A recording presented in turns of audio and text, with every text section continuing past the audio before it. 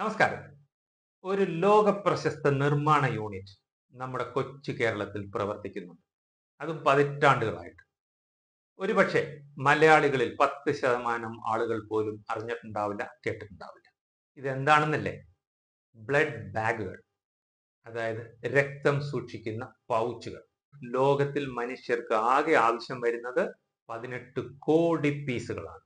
അതിൽ 2,20,00,000 പീസുകൾ നിർമ്മിക്കുന്നതും 64 രാജ്യങ്ങളിലേക്ക് കയറ്റി അയക്കുന്നതും നമ്മുടെ തിരുവനന്തപുരത്തുള്ള ടെരുമോ പെംപോൾ ലിമിറ്റഡ്.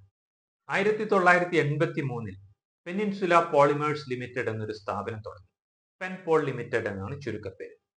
തിരുവനന്തപുരത്തെ ശ്രീചിത്ര ഇൻസ്റ്റിറ്റ്യൂട്ട് ഓഫ് മെഡിക്കൽ സയൻസുമായി സഹകരിച്ചാണ് നിർമ്മിക്കാൻ തുടങ്ങിയത്.